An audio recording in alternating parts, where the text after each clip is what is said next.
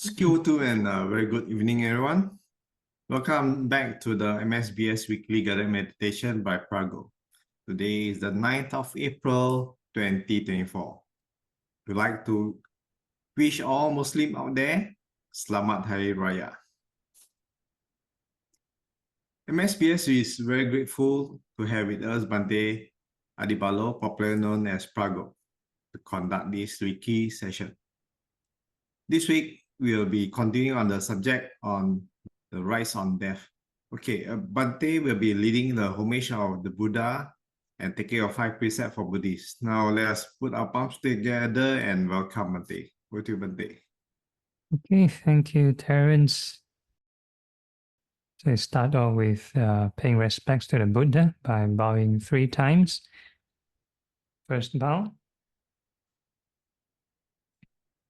Second bow. Third bow.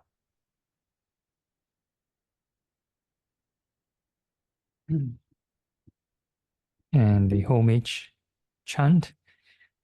Namo tassa bhagavato arahato samma sambuddhassa. Namo tassa bhagavato arahato samma sambuddhassa. Namo tassa bhagavato arahato samma sambuddhassa.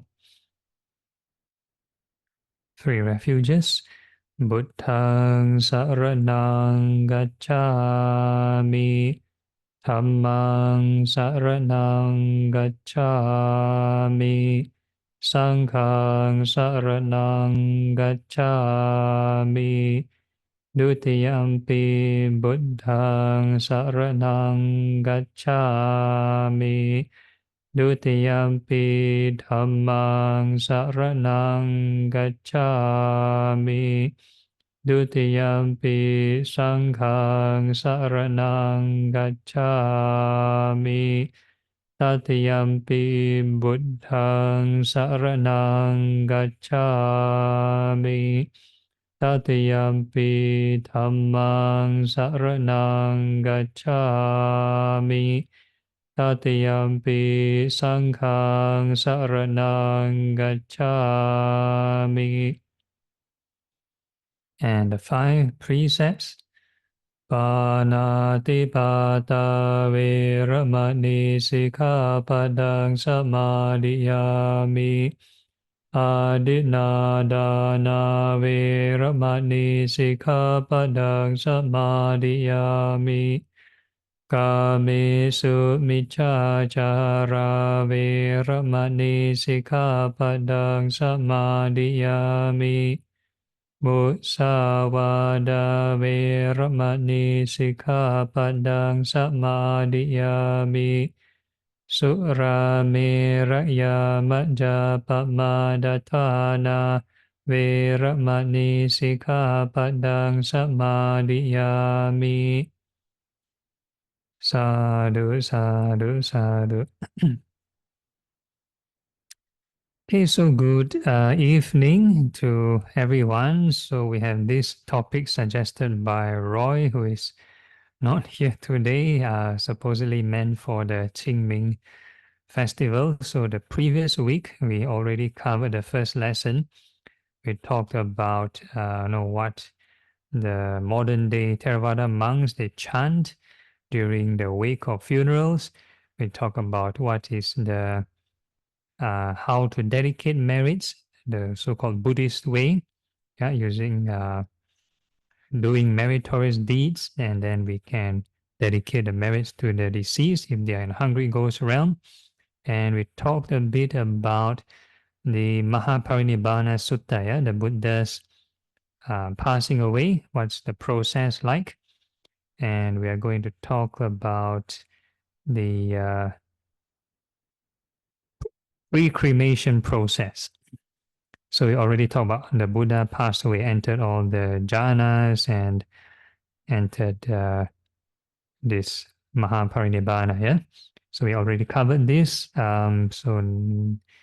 also covered those who are not enlightened, will feel very upset, right? And those who are wise will tell those who are affected not to cry and be upset, right? So about death rituals, even though this is not like a protocol, I think it's a lot of times play by ear. If somebody pass away, there will be some people more emotionally affected than others.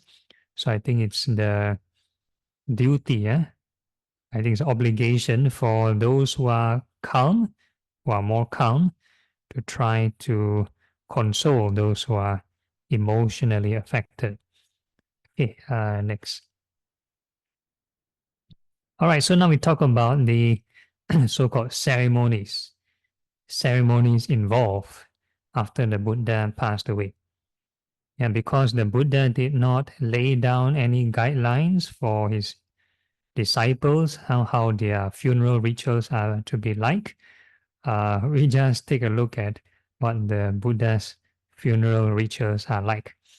Okay, then the Malas of Kusinara gave orders to their men, saying, "Gather now all the perfumes, flower garlands, and musicians, even all that are in Kusinara."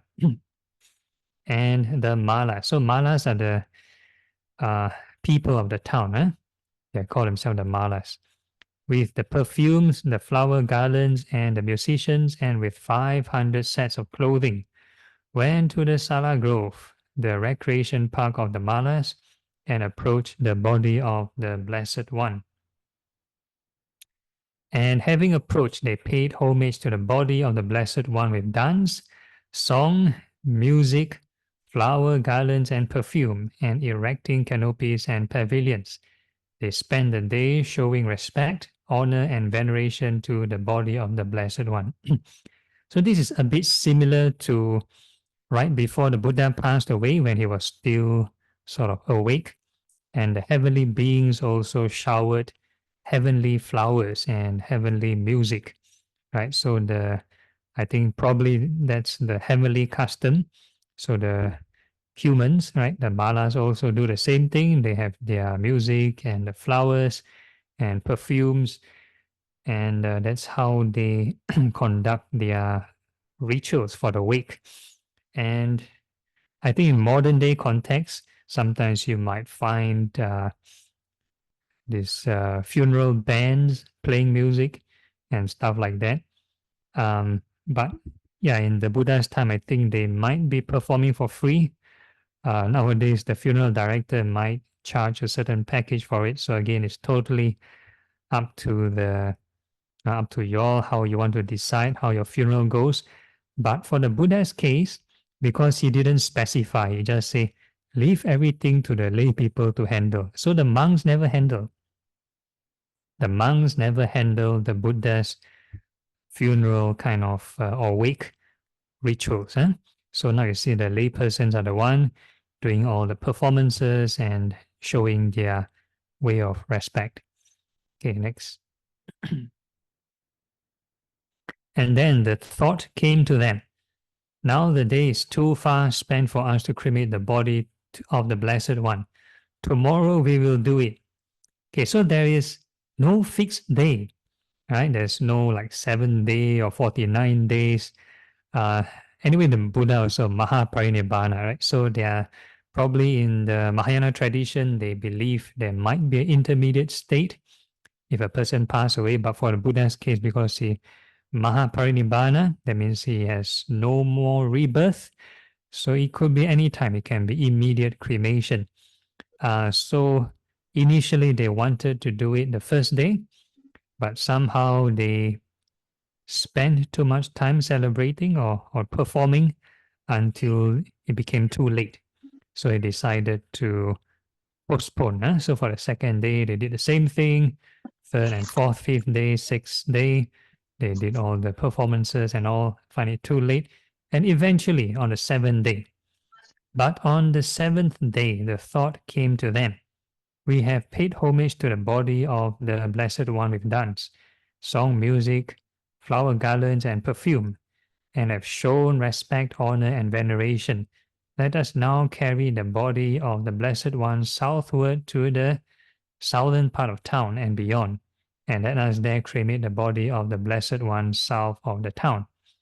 Okay, so this is totally a decision made by the malas. That means by the townsfolk, nothing to do with the monks. Okay, next. Okay, but the purpose of the deities, Vaseta, is this. We have paid homage to the body of the Blessed One with heavenly dance, song, music, flower garlands, and perfume, and have shown respect, honor, and veneration. Let us now carry the body of Blessed One northward. Okay, so what happened was, before this paragraph, I omitted some story. The lay people tried to carry the coffin of the Buddha, and they cannot lift the coffin. They cannot lift the coffin, right? Several families tried to carry the coffin, but no avail, unable to carry it. So this one of the representatives called Vaseta asked this venerable Anuruddha, the monk with the divine eye. So this monk is able to know what's going on, able to understand what the deities have in mind. So the deity have a different decision. So instead of going south, the deities want to move northwards and different directions. So the laypersons initially wanted to carry the coffin south and cremate there, whereas I'll just carry on reading here. Let us now carry the body of the Blessed One northward to the northern part of the town, and having carried it through the northern gate, let us go through the center of the town, and then eastward to the east of the town, and having passed to the east of the gate, let us carry to the Chaitya of the Malas, Makuta Bandhana, and there let us cremate the body of the Blessed One. So there is like a special kind of stupa, they call it Chaitya, at this eastern gate, northeastern gate. So the deities want the Buddha's cremation to be there. As the deities wish, Venerable Sir, so let it be. Right? So the layperson was figuring out why cannot carry the coffin. So this Venerable Anuruddha told the laypersons, you have to follow the deity's instruction, then you're able to carry the coffin. So the laypersons have no choice, so they have to follow anyway. All right, next. And the Venerable Mahakassapa approached the pyre. Okay, so what happened was they're able to carry the coffin to the supposedly destination of the deities, to the northeast part of the town near the Chaitya. And they tried to light up the body, that means start the fire, but unable to start the fire. So the deities wish for this Venerable Mahakassapa to pay his last respects. So somehow this Venerable Mahakassapa got wind of the news of the Buddha's passing through another ascetic. So another ascetic was holding like this very special heavenly flower and passing by. So Venerable Mahakassapa knew that, okay, this heavenly flower must be from the Buddha's last moment. So with that, he inquired from the ascetic, and the ascetic confirmed, yes, the Buddha has passed away. So Venerable Mahakassapa brought his entourage, his company of monks, to the site of cremation. Okay, so I'll just continue reading. And the Venerable Mahakassapa approached the pyre of the Blessed One at the Chaitya of the Malas, Makuta Bandhana, in Kusinara, and he arranged his upper robe on one shoulder, and with his clasped hands raised in salutation, he walked 3 times round the pyre, keeping his right side towards the Blessed One's body, and paid homage at the feet of the Blessed One. And even so did the 500 bhikkhus. So The company of Venerable Mahakassapa is 500. And when homage had been paid by the Venerable Mahakassapa and the 500 bhikkhus, the pyre of the Blessed One burst into flame by itself. So this one, miracle cremation. Nobody light the fire. So probably the deities light the fire. So the humans didn't do it. The monks didn't do it. Probably the deities did it. Okay, next. Okay, and now we talk about the remains. What happens after the body is cremated? And it came about that when the body of the Blessed One had been burned, no ashes or particles were to be seen of what had been skin, tissue, flesh, sinews, and fluid. Only bones remained. Okay, so this is a very interesting statement. Just as when ghee or oil is burned, it leaves no particles or ashes behind. Even so, when the body of the Blessed One had been burned, no ashes or particles were to be seen of what had been skin, tissue, flesh, sinews, and fluid. Only bones remain. So they emphasize only bones remain. So nowadays, our so-called cremation, people start to look for crystals, look for colorful, maybe crystal-like objects or marbles and colorful stuff, and they call it relics. Again, this is Theravada Sutta, only bones remain. So nowadays, you might see some exhibition that tell you, okay, the Buddha's heart relic or the brain relic or the whatever relic, blood relic. So we do not know where they come from. But anyway, this is just sutta being passed down through oral tradition. What really remain after being burned? There's no one testing it anyway. No scientists test what kind of components are left behind. So I have no comment. Okay, and of the 500 linen wrappings, only 2 were not consumed, the innermost and the outermost. So earlier on, Venerable Ananda had asked for instructions on the Buddha how to so-called prepare the Buddha's body, right? The corpse of the Buddha.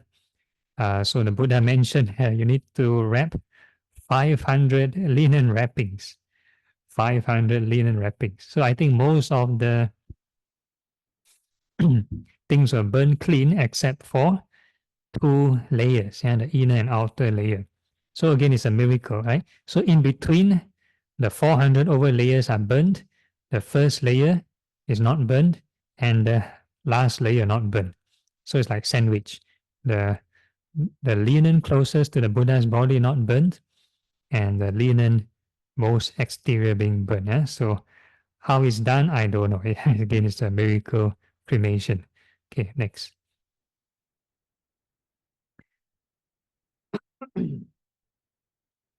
Then the king of Magadha, Ajatasattu, son of the Videhi queen, came to know that at Kusinara the Blessed One had passed away, and he sent a message to the Malas of Kusinara, saying, "The Blessed One was of the warrior caste, and I am too.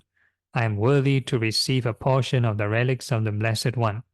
I will erect a stupa over the relics of the Blessed One and hold a festival in their honor." Okay, so this is when politics come to play. So certain king of Magadha wants the power.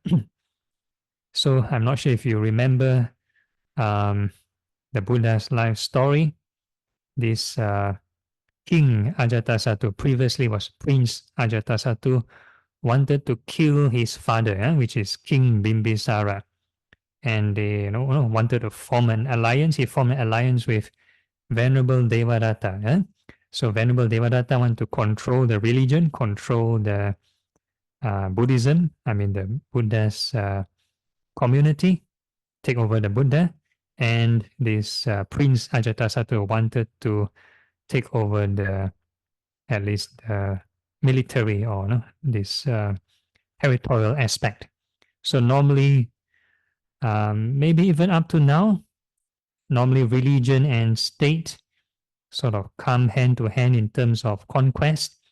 You need the military might to conquer the territory, and you need religion to win the hearts of people, right? So no point conquering the land, but the people don't want to follow you. So that's where religion come in. So they formed this so-called unholy alliance and wanted to overthrow the king and the Buddha. But somehow it didn't work out. This Venerable Devadatta, I believe, passed away before the Buddha passed away.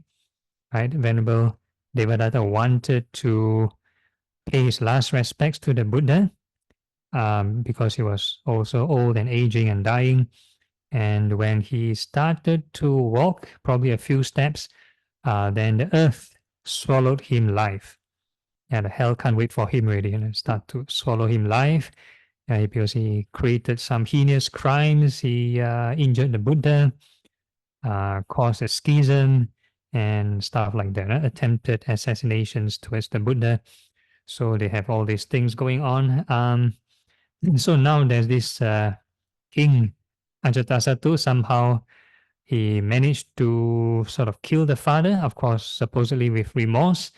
And now he wants to have a say in the religion, right? So of course, when he was still alive, or when the Buddha was still alive, he also tried to befriend the Buddha because plan A failed, so now plan B, right? So now the Buddha passed away, so now he wants the relics to show that, okay, he has some influence over Buddhism. So this is the so-called wanting to have his relics. And not just him, a lot of countries at that time, lots of different competing kingdoms. So the second one, and the Lichavis of Vesali, they also want the relics, and the Sakyas of Kapilavatthu. So the Sakyas is the hometown of the Buddha, and the Buddhists of Alakapa, and the Kolis of Ramagama, and the Vetadipa Brahman, and the Malas of Pava. So the Malas are the people celebrating and doing all the rituals for the cremation. So all these people want the relics of the Buddha. Okay, next. And the king of Magadha, Ajatasattu, son of Vaidehi queen, erected a stupa. Okay, so this is what happened. All of them came with the armies and everything. And they almost went to fight, almost fought over the relics. So it could be very messy, almost like a battle royale, but they haven't fought. So somehow someone came in to mediate. So there's this, if I'm not wrong, there's this Brahmin, was his name Dona? Yeah, I think so. Yeah, Brahmin Dona. So he came and, yeah, correct. Yeah, Brahman Dona. Yeah. So Brahman Dona came and mediated the 7 kingdoms or 7 groups, 7 factions of people, and asked them, okay, do not fight. He will do the task of splitting up the relics, which all of them agreed. Right? And this, interestingly, this Brahman Dona probably was one of the first few people that met the Buddha after he got enlightened. So Brahman Dona was the one that sort of did a bit of phrenology, look at the Buddha's footprint, and found that, oh, he's not normal human. He's not a human. And interviewed, asked the Buddha, are you a human? And the Buddha said, no. Are you a deva? No. Are you a demon? No. So he was asking, who are you? Who are you then? So the Buddha replied, he's not human. He had broken the conditions to be reborn as human, as a deva, a demon, whatever not. So then he is awake. He is the Buddha. And this Brahman Dona shook his head and walked off. Disbelief, don't believe what the Buddha said. And eventually, at the final moments, there he is again. Now he's distributing the relics of the Buddha. One full circle. Whether he has faith in the Buddha, I do not know, or is he there for political reasons? So anyway, These are the relics being distributed, and they are being erected at different places. But if I'm not wrong, I went to this Asian Civilization Museum. So the curator told me most of the relics now being shipped off to other Buddhist countries. So probably like Sri Lanka, Thailand, Myanmar. So you won't find a lot of the relics in India. So even though the stupa are there, probably the Indian government might have distributed them already. Okay, and the king of Magadha, sorry, I just read through. Son of Vedi, queen erected stupa over the relics of the Blessed One at Rajagaha, and in the honor held a festival. The Lichavis of Vesali erected a stupa at Vesali. Then the Kapilavatthu, the Sakyas of Kapilavatthu erected at Kapilavatthu, and Bulis of Alakapa erected at this Alakapa, yeah? That's the name of the place. And the Kolis of Ramagana erected stupa at Ramagana, yeah, at their respective places. Okay, next. And Vetadipa Brahman erected a stupa over the relics of the Blessed One at Vetadipa. Then the Malas of Pava and Pava, Malas of Kusinara and Kusinara. So the Malas have two factions. Malas have two factions. So the one that one was at the probably at the place where he passed away, and one was at the place of his cremation. So there are two places. And the Brahman donor erected a stupa over the urn. So the Brahman donor requested the urn of the Buddha. That means all the relics distributed to the different so-called kings or the previous people. And interestingly, one more group came after the distribution, and the Mauryas of Papalivana. So that's the last group that came after all the relics being distributed. So they managed to get all the ashes. So the ashes are actually the burnt linen, the 400 over layers of linen being burnt. So they get the ashes and they erected a stupa of that ashes at this Pipa Livana. So it came about that there were 8 stupas for the relics, a 9 for the urn, and a 10th for the ashes. So total 10 places.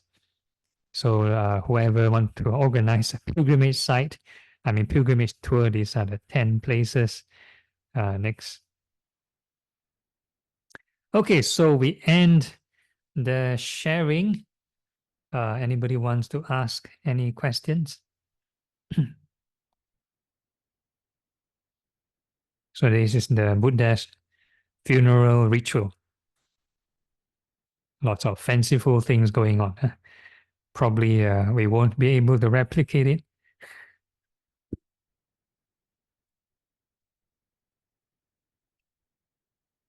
Anybody? Any questions?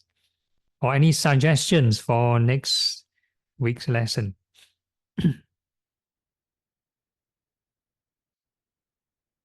No, nothing? All okay? If not, then we go for a 5-minute break. Then you have the 5-minute time to think through, and we'll be back after 5 minutes for the guided meditation. All right, so see you all later.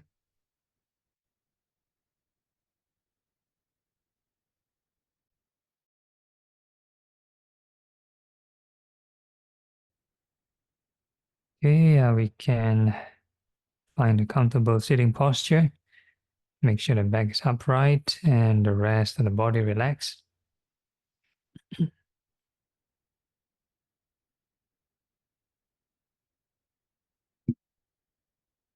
Okay, so the first phase of the meditation, we have to learn to detach from the body. So we're going to visualize all the parts of the body, starting with the hairs. Hairs of the head, hairs of the body.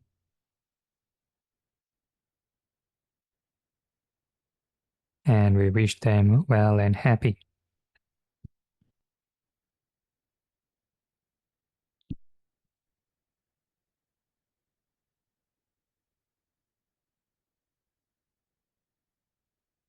So every time we think of a new patch of hair, then we sub-vocalize how we stand well and happy. So the visualization of the hairs, we call this mindfulness of the body. And the labeling in the mind, the sub-vocalization, we call it right thought. Wishing the hairs well and happy. And the repetition, we call it right effort. Every time think of a new patch of hair, well and happy, new patch of hair, well and happy.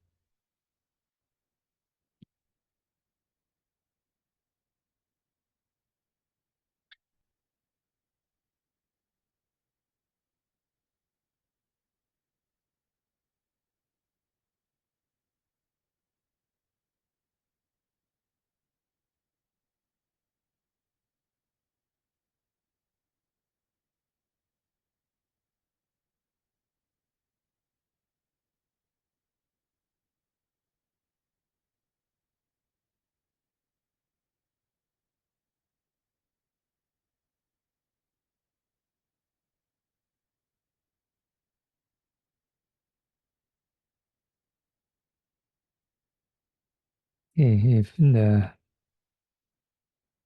craving is reduced, the aversion is reduced, the mind should be able to calm down. And your challenge is to see how far can the mind settle down. Yeah? So that will be the indicator for your right view. If you're in line with the Four Noble Truths, you reduce craving, then the stress and tension should subside or should reduce, settle down.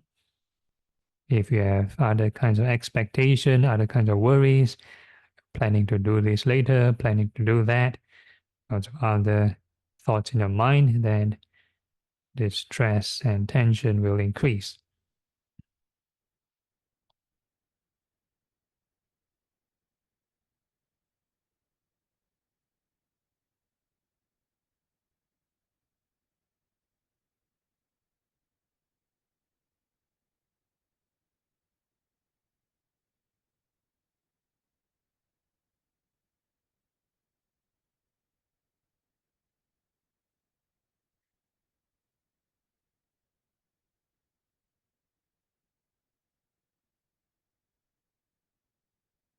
Okay, so you find your mind relatively settled down, and this is the minimum requirement for insight.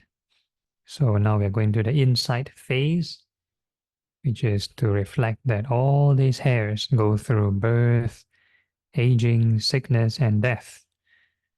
So we can keep thinking of the hairs growing and falling, many, many cycles.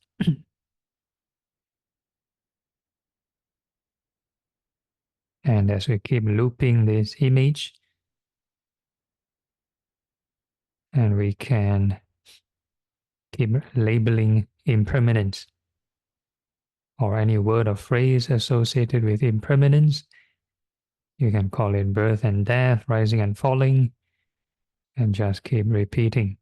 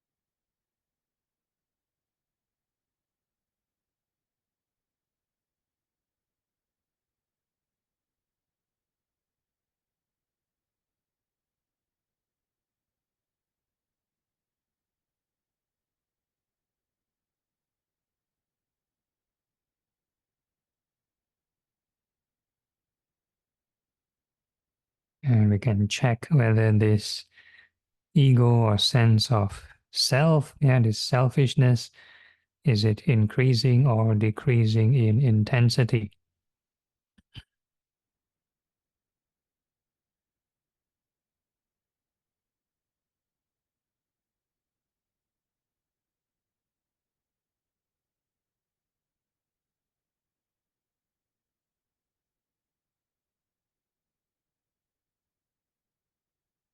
And we can ask ourselves, are these hairs truly self? Can we tell the hairs not to go through birth and death?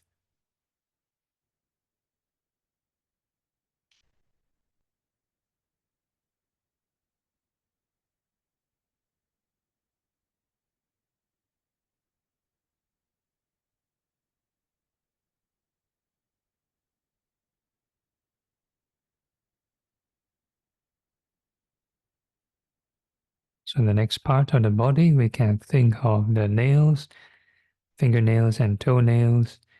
May they be well and happy.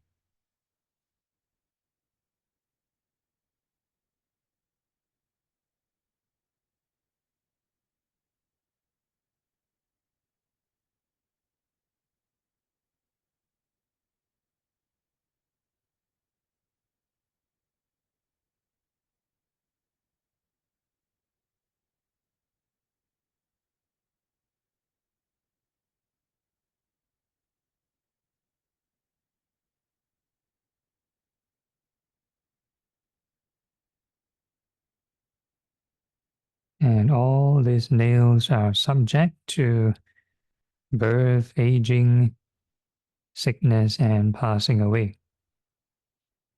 So we think of the nails growing and falling, many, many cycles. And as we keep looping this image, we can keep labeling impermanence.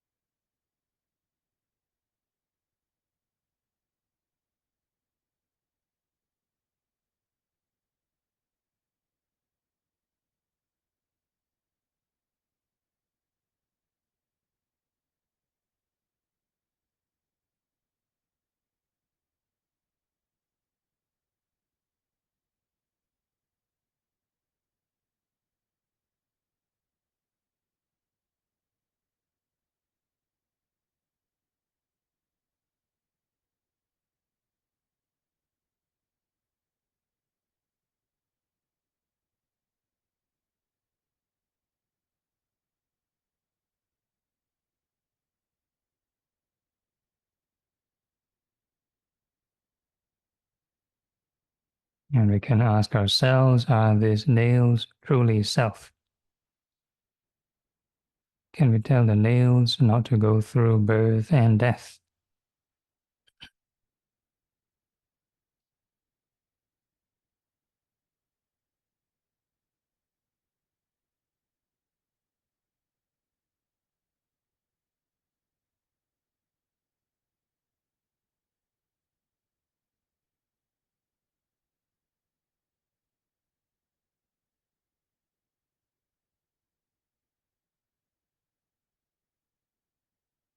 In the next part of the body, we can think of the teeth, all the teeth inside the mouth. May they be well and happy.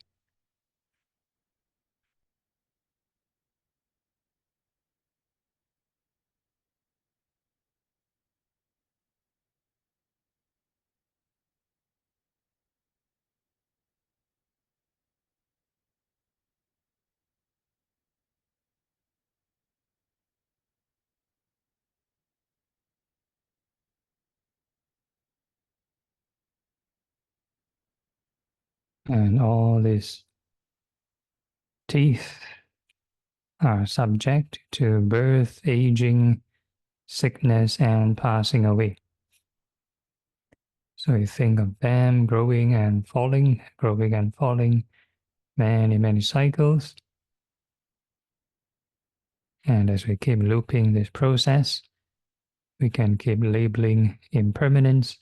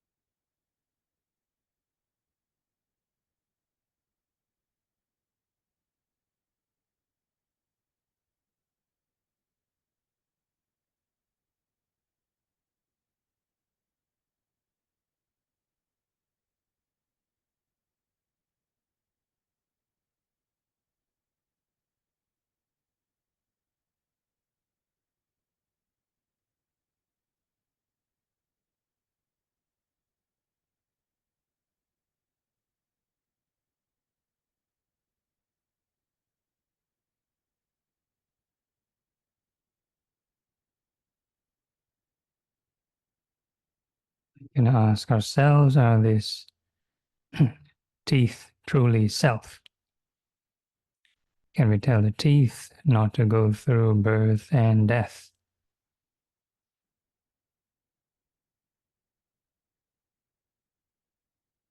And eventually we can think of the skin of the entire body. We wish them well and happy.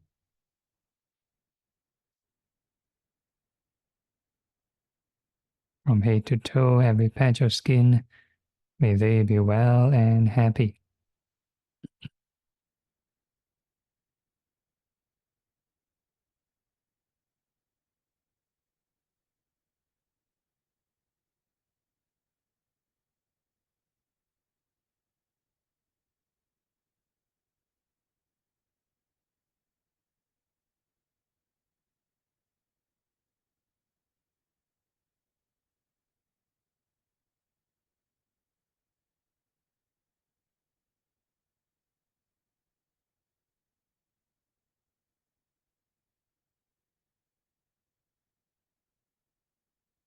And all this skin are subject to birth, aging, sickness, and passing away.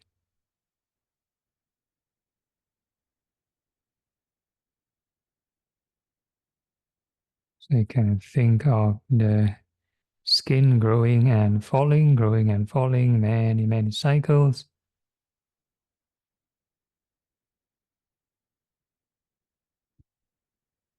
And as we keep looping this process, we can keep labeling impermanence.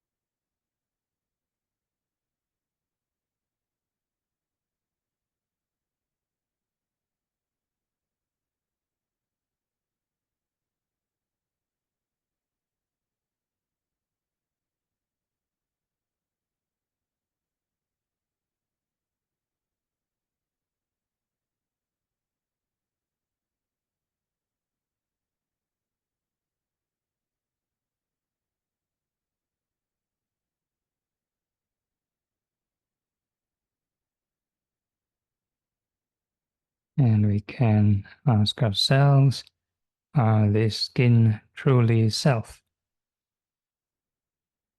And we tell the skin not to go through birth and death.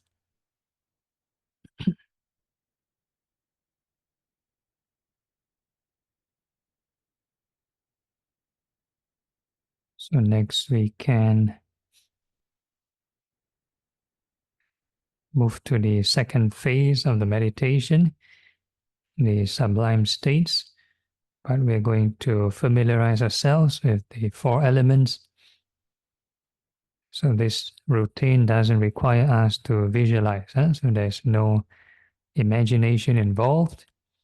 We're just going to feel the sensations throughout the entire body. And these sensations can be classified into the four elements: earth, fire, wind, and water. Earth represents any hard or soft sensations. Fire is hot and cold. Wind is fast, slow movements. And water is moist or dry sensations. So the whole idea is not to control those elements, do not control the sensations. We let it appear naturally by themselves. Whatever sensation appear, we just make peace with them. We wish them well and happy. And if you cannot identify which element does it belong to, doesn't matter. Huh? Don't have to crack your brain. This is just a general guideline.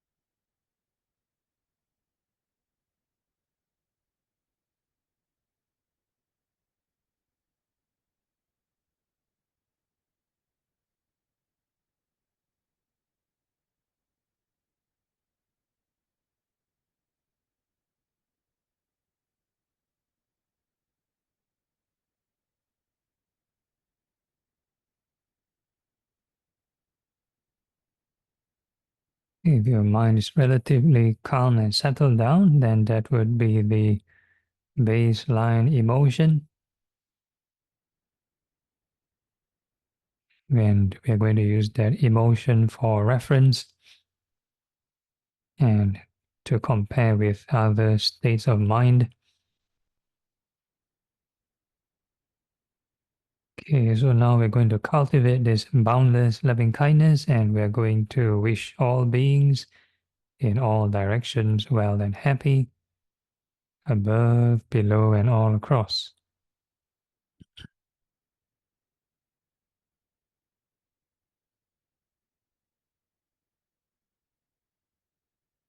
So there's no need to push the mind, we let it evolve by itself.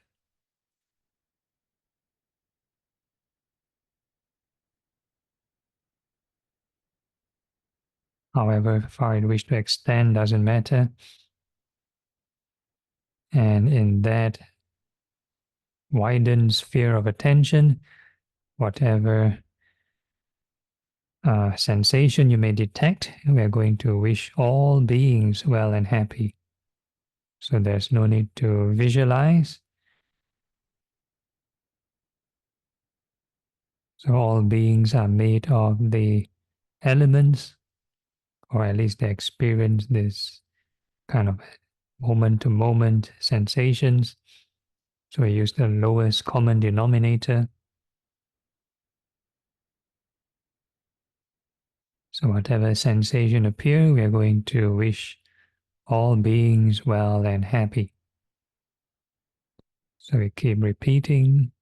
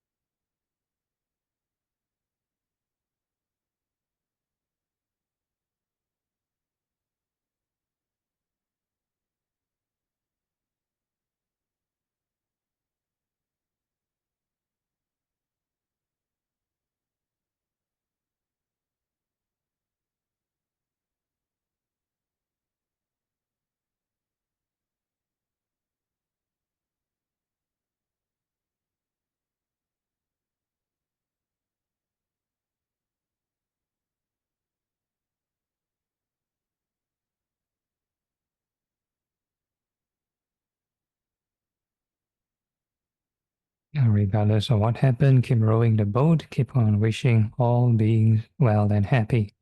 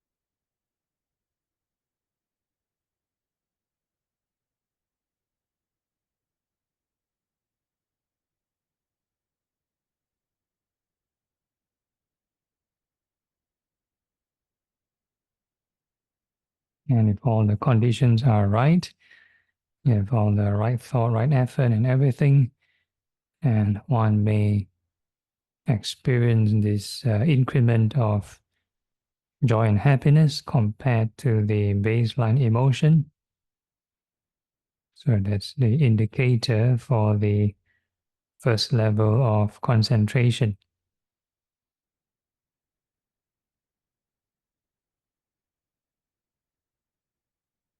And regardless of what you experience, keep on rowing the boat, keep on wishing all beings well and happy.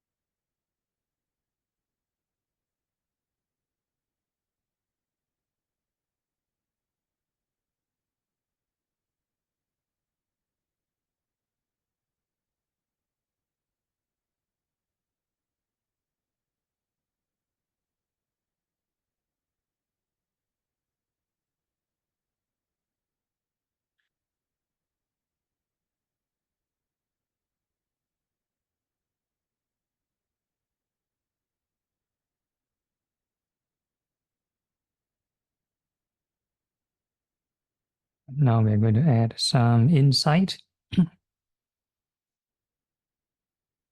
And we're going to now reflect on impermanence. Whatever sensation you detect, you observe how it arise and pass away, and we keep labeling impermanence.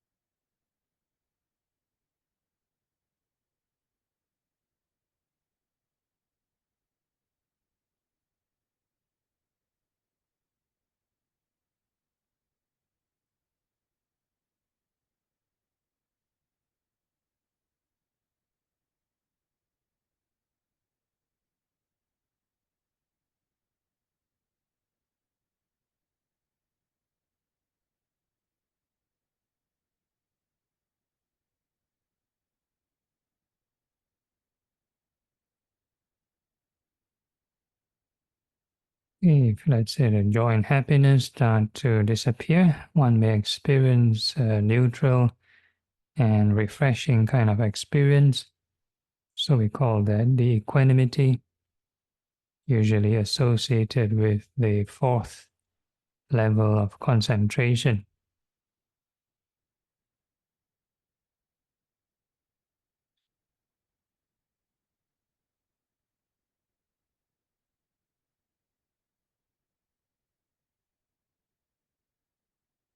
And regardless of what you experience, keep on reflecting on impermanence.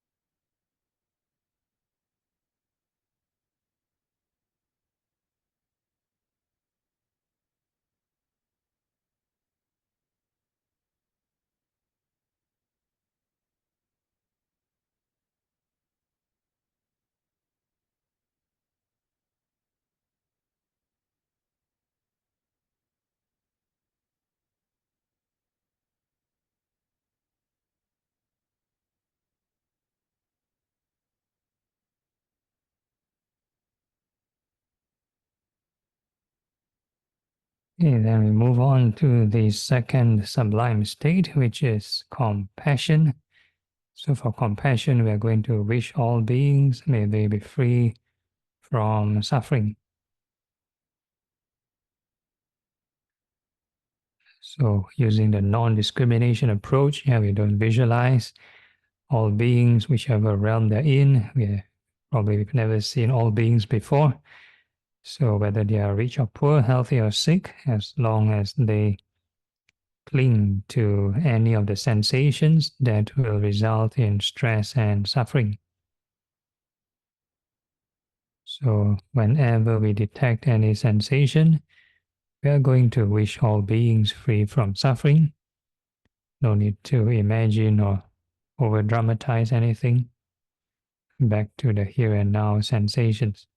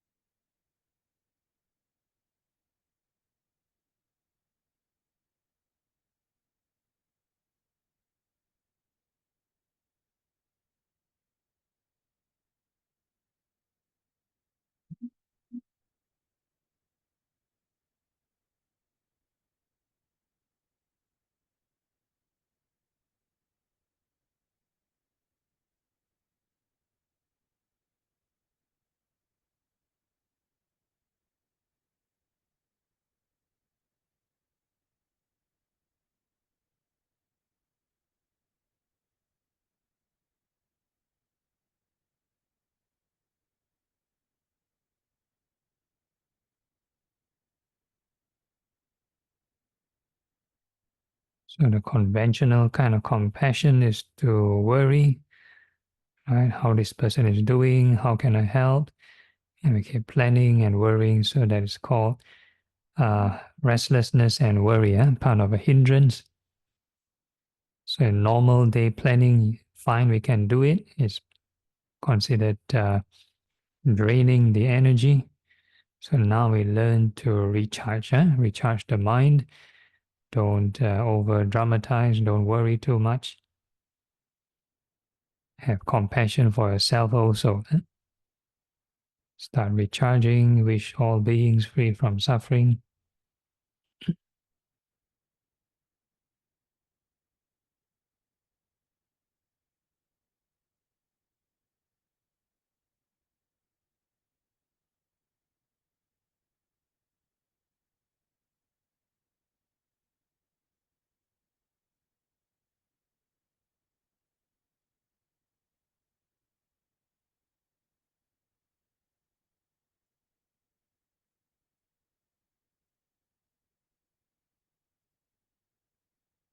And if let's say you practice this middle path kind of compassion, you should feel joyful, happy or joyful.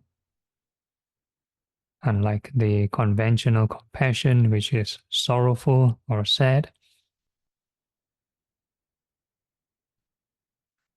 So the joyful kind of compassion is an indicator for the second level of concentration.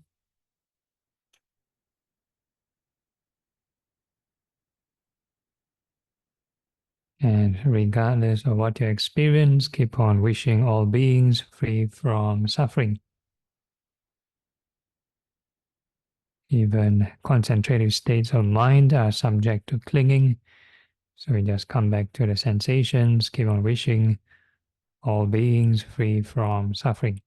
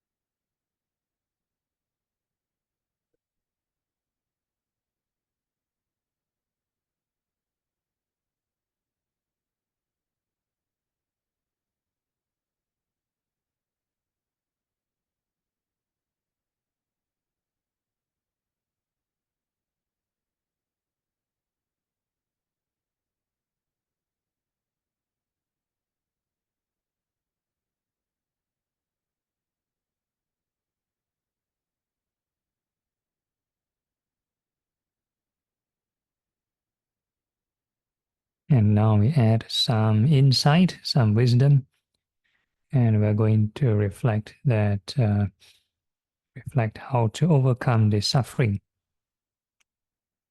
which is to learn how to not cling on to the aggregates, not to cling on to the sensations. So we're going to use the reflection of impermanence to shake off this clinging. So every time observe a sensation, and we can keep reflecting on impermanence.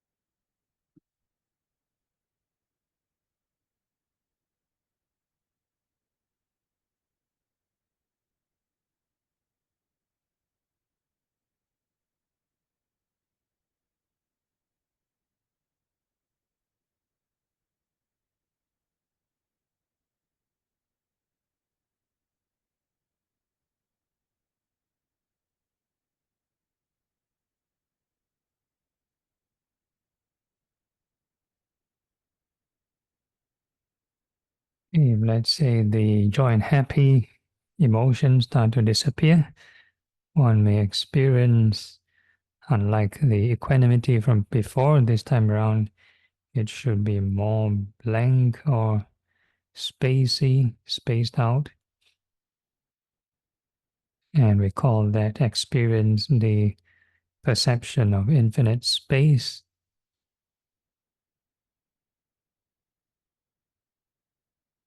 And regardless of what you experience, keep on reflecting on impermanence to prevent getting lost in space.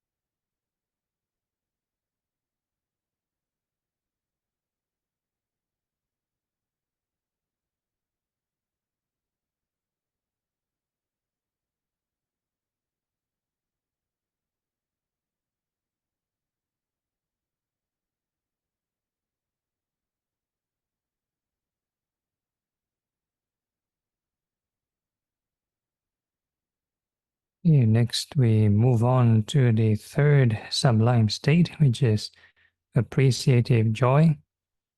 And we are going to rejoice in the accomplishments of all beings. And using the non-discrimination approach, all beings, regardless of winners or losers, as long as they go through the process, they'll gain some kind of experience.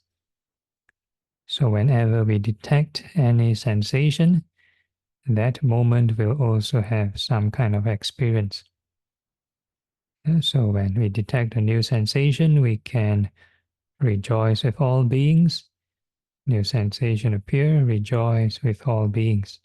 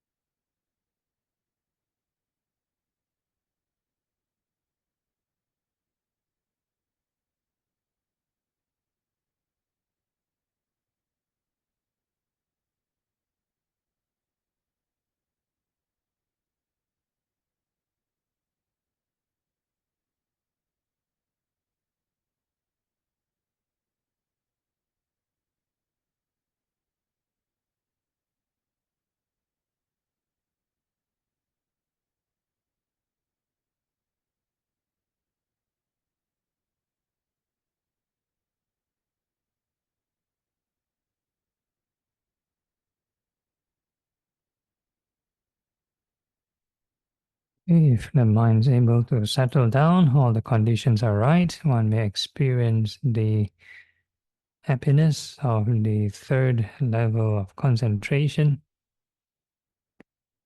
And regardless of what you experience, keep on rejoicing with all beings.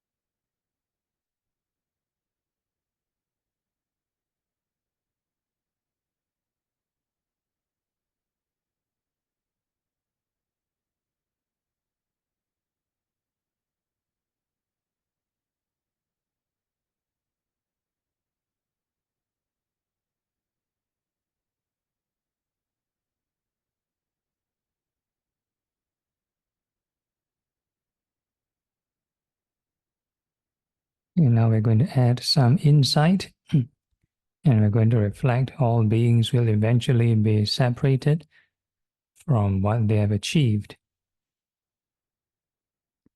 So similarly, all these sensations don't stay with us 24/7. They come and go every moment. So we keep reflecting on impermanence.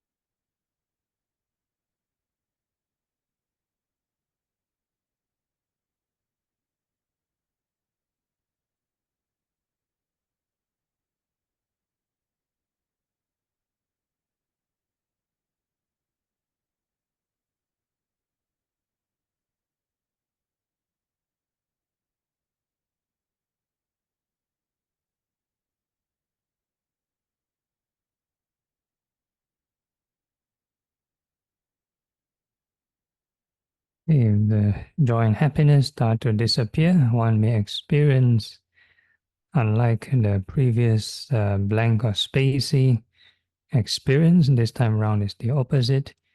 It's more like a sense of fullness, as though the sense of self has merged with the entire surroundings. So we call that experience the perception of infinite consciousness.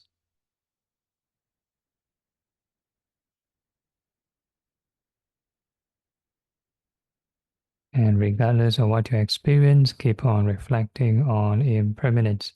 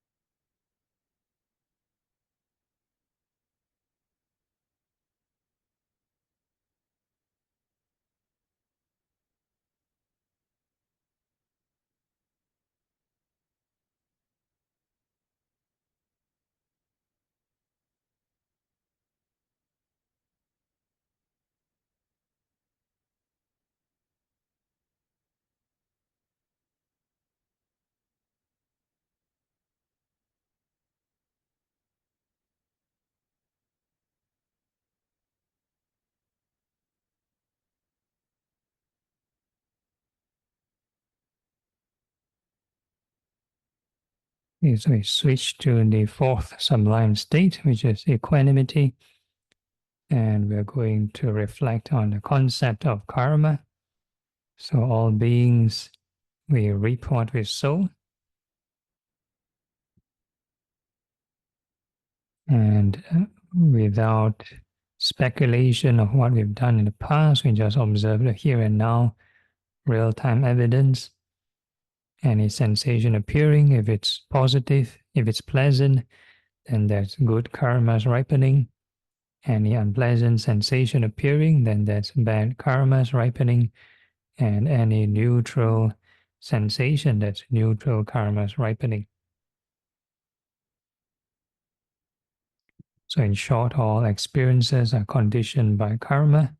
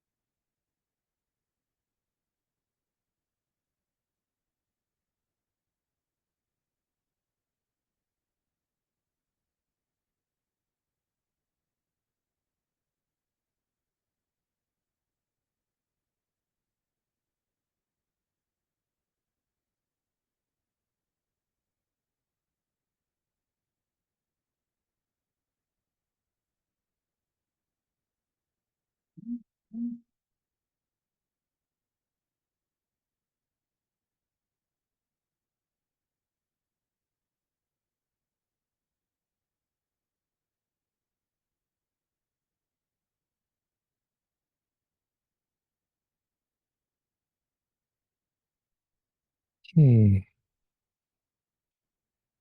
The mind's able to accept karma, and one may experience this equanimity, this neutral and refreshing emotion, the equanimity of the fourth level of concentration.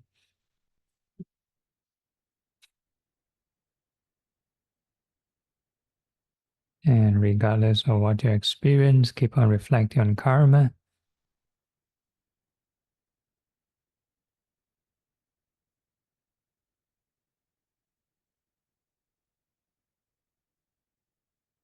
Due to time constraint, we are going to conclude. Before that, just gentle reminder in all activities, standing, sitting, walking, lying down, we can always be mindful of the sublime states or mindful of impermanence. And with that, we can gently open our eyes, formally end the session, informally still can generate right thought.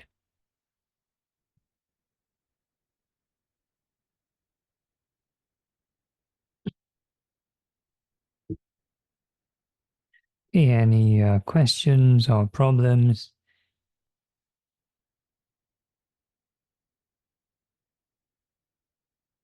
No suggestions for next week?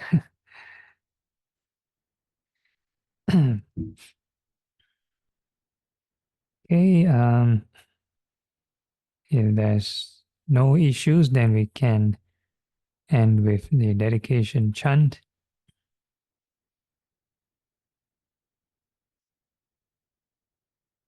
Okay,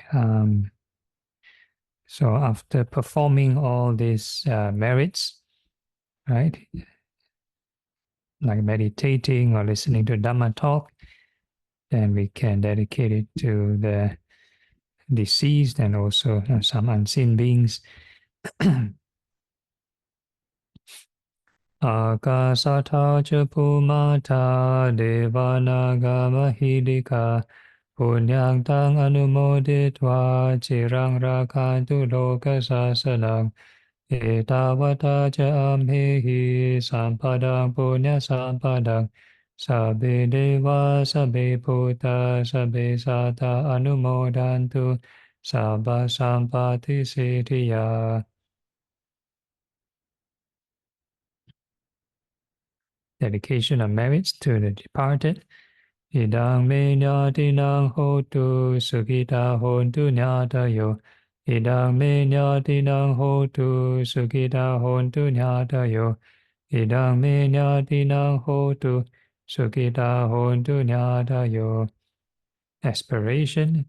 Imina punya kamena mame bala samagamo satang samagamo hotu yavani bana patiya sadhu sadhu sadhu.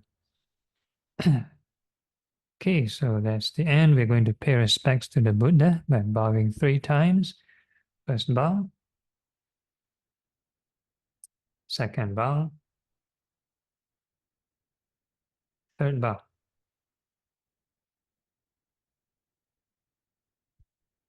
Okay, so advertisement for the upcoming retreat, and also if there's no suggestions from the rest, then probably next week we'll use the Ratana Sutta then. Yeah. Thank you, Bante. Repetition. Okay, so that's it, and good night. Good night, Bante. Okay, good night. Thank you, Bante.